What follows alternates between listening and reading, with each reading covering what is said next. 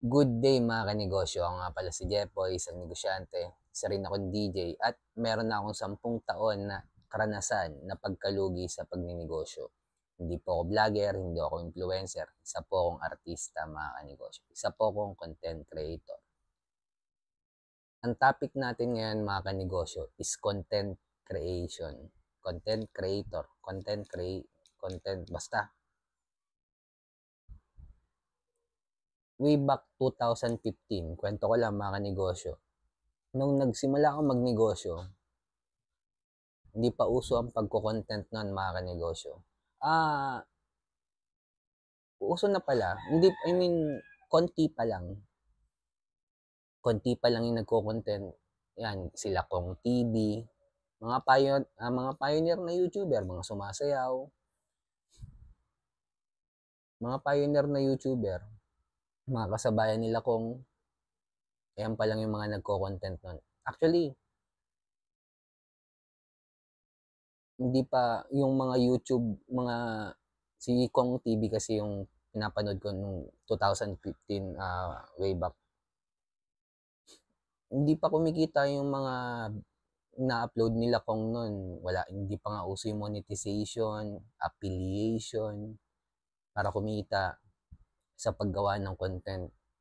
Nasabi din to ni Kong sa isa sa podcast niya or interview niya. Dumating sa point na binigyan na siya ng ultimatum ng magulang niya na either itigil mo na yung paggawa mo niyan, ng paggawa mo ng content, kasi hindi alam ng magulang ni Kong kung ano ba tong content na yan, nag-upload ka lang naman, ganyan, hindi ka naman kumikita dyan. Binigyan siya ng 3 buwan na lang na palugit ng magulang niya, or mag-work siya abroad, or kailangan niya na mag-work corporate at itigil na yung paggawa ng content. Pero hindi ko naman masisisi yung magulang din ni Kong noon, kasi syempre bilang magulang gusto mo lang naman mapabuti yung anak mo.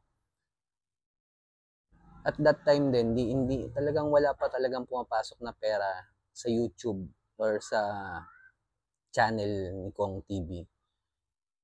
At saktuhan lang talaga na bago mag 3 buwan, dumating sa palugit ng magulang ni Kong, kumita siya ng, sabi niya sa interview niya is 50K. Binigay niya yun lahat. Alam ko, sabi niya sa magulang niya. So from 2015, 2025 na mga kanegosyo, sobrang lino na po. Content, original content na po ang labanan ngayon. Kung nahihiya ka pang mag-content, kapalan mo na yung mukha mo mga kanegosyo. Kung kinapalan mo yung mukha mo sa pagninegosyo, kapalan mo na rin yung mukha mo sa paggawa ng content. Dahil lahat ng kumikitang negosyo ngayon, gumagawa ng original content. Dahil yan na po ang labanan ngayon.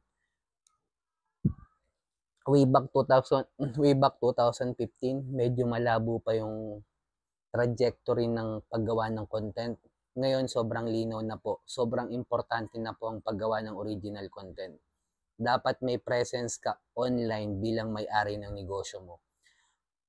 Kung matanda ka na, utusan mo yung anak mong bunso, pamangkin mong bata na marunong sa social media, videoan ka araw-araw, bayaran mo siya, i-upload sa TikTok, sa social media, dahil alam niya naman yung pasikot-sikot doon. Kung nahihiya ka mga kanegosyo, kapalan mo na yung mukha mo. Dahil ito na po talaga ang labanan ngayon. Kailangan natin ng online presence bilang negosyante at paggawa ng original content sa social media. At kung umabot at kung hindi ka pa gumagawa ng original content mga kanegosyo, at wala ka pang negosyo, magsimula ka na sa original content. Kasi eventually naman, mapapaligiran mo rin yan ng mga negosyo yung original content mo eh. At kung umabot ka sa video na to, click mo naman yung follow button dyan, heart mo na rin, share mo na rin tong video na to kung may natutunan ka. Kung dumadaan ka sa problema ngayon, struggle bilang negosyante, huwag natin kalimutang magdasal, kahit anong religion natin, ingat tayong lahat. Peace.